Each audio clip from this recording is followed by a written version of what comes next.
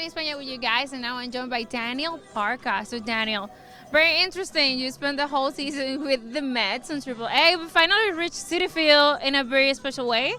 For the first time, Lisa and Aguilas face each other in New York. So, how exciting is that? It's really exciting. I actually was taxied back and forth every once in a while in 2022, so I was familiar with everything, but it feels good to play here, and especially the first time that we're doing this from the Dominican.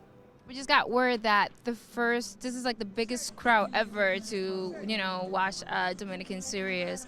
And so to be part of something so historic, right, especially for the Latino community, not just the Dominican, how does that make you feel? That's awesome. Hopefully it helps like maybe rebuild some of the stadiums down there because they get so many fans. It'd be nice to just throw in like a top grade one, just like Venezuela just did. So hopefully this gets that trending in that direction. Of course, you are American, right? But I know just being involved in baseball and being a professional baseball, you heard about the Dominican Winter League before.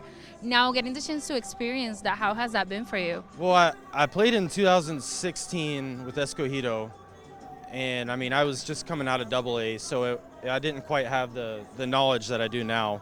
But it's special. Like every game's exciting. You play to win every time, and that's what's really fun about it. Because when you're in AAA, certain guys got to pitch at this time. It's all kind of scripted. So for it to be every game to play to win is a lot more fun.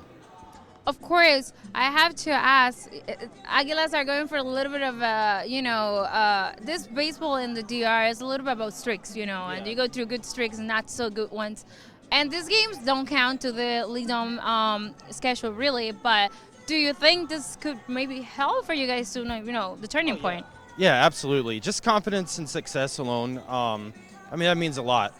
And I mean, these are highly competitive games, even though they don't count for the season. Everybody is here to win. We're not just flying in the middle of the night to just come play at a stadium. So we're playing to win. And of course, I have to say, Lisa and Aguila is one of those high rivalries. And I know they're exhibition games, but I know the fans are not seeing it like that. How are the players addressing that? It's the same. All the players on Aguilas are Aguilas fans. So it's like you grew up being a fan, and you now are playing for the team you're a fan of. It's a big deal.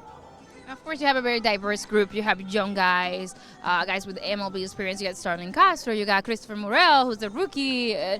So how cool is that you get to experience this in the Caribbean of all things? It's awesome. This is one of the best groups of guys I've ever played with. It's like you really enjoy coming to the field every day. And I know we're in like a tough stretch record-wise, but it's early, and everyone second place on is kind of smushed in games. So like, there's plenty of room for us to get back in there. And of course, I have to ask you, what do you like about the DR so far? Bonus points if you can say it in Spanish. I can say a lot in Spanish. I just get nervous on camera. I've done a couple interviews in Spanish, but I'm gonna hold off on that one for a while. I get a little bit of everything just goes dark. Now I understand why people use translators after. I'm like, I see guys that speak such good English after games here using translators, and I'm like, what? And now I completely understand. So that's another layer into like going to Winter Long, experiencing that. So now you kind of get your teammates in MLB. Yeah, definitely. Well, can you say something to the fans? Gracias por todo, and yo tengo mucho amor para todo. Muchas gracias, Daniel.